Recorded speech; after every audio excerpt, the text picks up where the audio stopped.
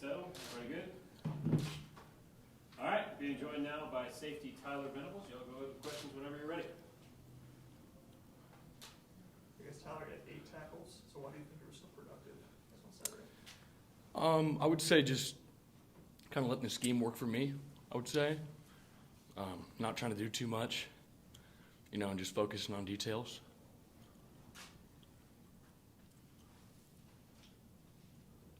I guess just as a defense, obviously you have that Wake Forest game, just a little bit of a shootout. What was the feeling after that game as a turnaround to next week? Some of those games where you come down to the wire like that, I would say are necessary to build, because you can only really learn so much through success, and failure is a huge teacher. You're forged through fire daily on this practice field, and then especially when the lights come on, that's a whole different element. And matching routes and whatnot, you can only do so much in practice, and then so really getting that experience and getting some chemistry with our guys as a defensive unit is important. And so the trial by fire is necessary to build.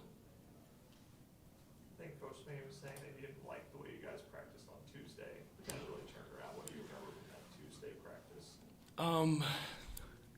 We just weren't as intentional as we could have been with fine details and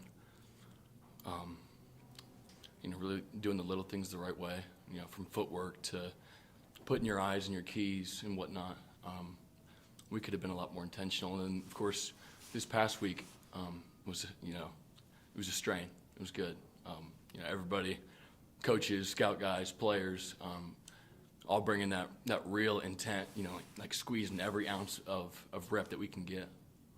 I guess did a coach say something, or did the players themselves say something after that Tuesday? Or how did Wednesday, Thursday, and Friday kind of turn into what? It was a mix of all of it. I think we've had some good leadership on this defense. As a team, obviously, as a whole, our offense has done a tremendous job, and DJ has done a great job of leading them. And then we've had a lot of younger guys defensively step up, kind of bringing us together and saying, that's not what it looks like. That Tuesday, that's not the standard. And then so really changing up on Wednesday, and coaches pushing us too, of course. I guess who were some of those younger guys? I'm sorry? Who would some of those younger guys be? I don't know if I could single out one guy. Our whole two deep has gotten, tons of reps, throughout these first 4 games. Is that when we played? 4? 5. I don't know. But yeah, we've that whole two deep has gotten tremendous rotation. Corners. We've had a lot of guys step up and play in critical moments. Safety, of course, too. Backer, we've got our two deep rotating constantly, and our D line, of course, as well. I would say our defensive line is been a real solid rock for us from a vocal standpoint and leadership. That's definitely the older group on the defense. So they've all done a great job. It's y'all and Syracuse that are the lone unbeaten teams on your side of the conference. So you guys are in the driver's seat. Just describe how it feels to have kind of the control at this point. I would just say we're kind of focusing down, doing what we're supposed to do. We don't really pay attention to the, who else is undefeated, I guess. We just kind of control what we can control, and that's a day-to-day basis thing. And, this week it's Boston College, so our focus is all on them, whether we're, 5-0 or 0-5. This is our game this week, and that's all we can really focus on. What do you think was the biggest reason for the turnaround against Wake Forest, NC State after the Wake Forest game?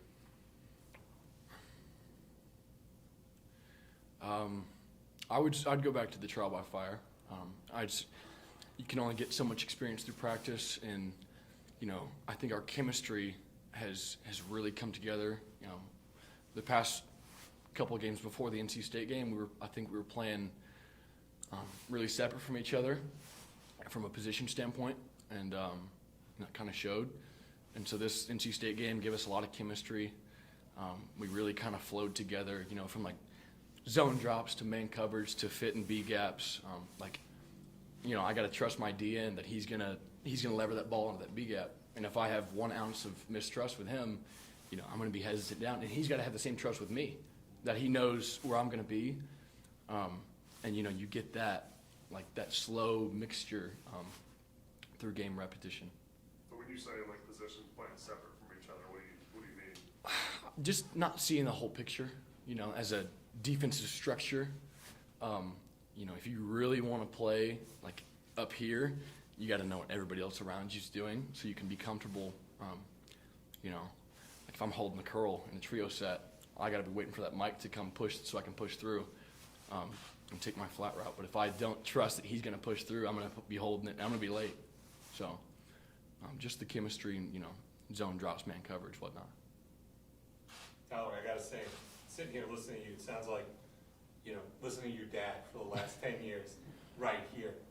Is it, I know you made peace with, you know, your family situation a while ago. Is this any different for you that, hey, you know, my family who was usually here during football season is not here right now? A little bit, Yeah. yeah. I'd say the past couple of years, you know, I don't know. I guess I didn't want it as much for myself as I do now. Yeah. Not that I didn't want it, but, you know, it's just a different perspective seeing it, you know. And now I've kind of fallen in love with the philosophy and structure of defense, too, like, over the past, since January, I'd say, from a whole new perspective. I guess that's part of the reason why, you know, kind of being on my own. Yeah. I guess just as a locker room, you guys were 3-2 at this point in the season last year, Mm. to 5-0 now. How would you compare how you guys were feeling at that point to the way the locker room is now? I would say last year we weren't, you know, going back to what you said, we weren't really in control of our destiny. You're kind of, you lose some of those division games and you're kind of hoping, you're like, all right, well, you know, I hope this team and this team and this team, you know, fall off, so then therefore we can have a spot. But we're so far in control of our own destiny. We've done everything that we could, and you know, you can't be any better than 5-0 right now. You know, win or loss or how ugly or pretty they are, you know, we're 5-0, and still in control, in the driver's seat of our own destiny. Tyler, what do you remember about that Boston College offense from a couple of years ago? I know that first half they kind of had you guys on your heels before you were able to kind of recover and come back a little bit. 2020, 21. 2020. Yeah. I think they kind of controlled the line of scrimmage defensively. They got some punch off the ball. They had a solid run game going. And they max pro'd up a lot. I remember that. A lot of cross-country routes. You know, quarterback's very accurate. Very comfortable in his system. And, you know, I think in order for us to kind of make sure that doesn't happen again like in 2020, we got to dominate the line of scrimmage like we did in the NC State game. They did a great job. And then, you know, just communications and zone coverage and man coverage and knowing responsibilities, you know, who's got the post, got the air, whatnot.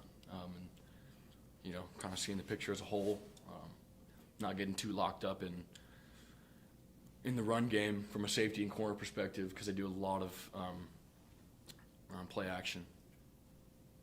So you talked about some of those young players going through the fire. I mean, do you yourself go to some of those young DBs and try to give them confidence, or what do you do in the moment? Like in the moment when, you know, something bad happens, you know, you try to not really even focus on it, you know, because the moment you don't want to go and point it out to them too much, because they've already got guys coming up to them saying, hey man, it's all right, you know, it's okay, you know. They don't want to keep hearing that, you know. So you give it to them a little bit, you pull them aside away from you know, the unit when we're on the sideline. You don't want to do it in front of everybody. Be like, look man, that happens, it's part of the game. Like, that's why we do what we do, and that's why we compete at such a high level. You know, because you're going to lose some one-on-ones. You're going to lose some of those plays. That's just being in the arena. That's how it's going to be. But just continue to build up and letting them see the positive in, you know, losing that rep. It's like, all right, well, now you know not to do that again, and you're going to make sure you don't do it again, because the stove's hot. It's like you just touched it, and you're going to be very intentional in making sure you don't touch it again. I guess, do you see a different level of confidence and more, sticking to the technique last week for some of those younger guys when you go back and look at the film? Yeah, I think we just looked a little bit more savvy. Just disguising stuff and moving around. Just guys getting more comfortable. And, that just comes through game repetition, being under the lights. Any questions for Tyler from Zoom? Tyler, go ahead, Matt. Yeah, I was just gonna follow up on Pete's question from earlier. I was just wondering, like, during the season, your dad still talk all the time? And if so, is that talking football? Is it talking life? What's it kind of like? What's y'all's relationship like now? Yeah, we do a good bit of FaceTiming, or try to. Our schedules are pretty similar, so we have windows at the same time pretty much, but we're just so busy. It's like tonight we're going to be done at 9:30, 10 o'clock, so trying to find those windows where we can, and then not really talking football. We don't talk football anymore. If I have a question, I'll still ask him what he thinks about this, or how I should play something in a certain coverage or whatever. But we just, how's class going? How's your life? What are you doing? Stuff like that. And try to stay away from football. It's just so chaotic. Thank you. You took my question, Matt. Thanks, Tyler. Oh, he took screen. Tyler, Chapel Fowler with the state. Specific to those young guys, what did you see from Sherrod Kugel in the state game, and how's he kind of grown, in your opinion, in that safety room? Yeah, Sherrod likes to hit people, I would say. He comes downhill. He was definitely one of the faster guys back there in the back seven as a whole. And he's not afraid to come downhill. But, he's just a young guy. He only knows what he knows so far. And, what he's already done with the limited knowledge that he has through the repetitions that he's got just shows how high his ceiling is going to be and how great of a player he will be.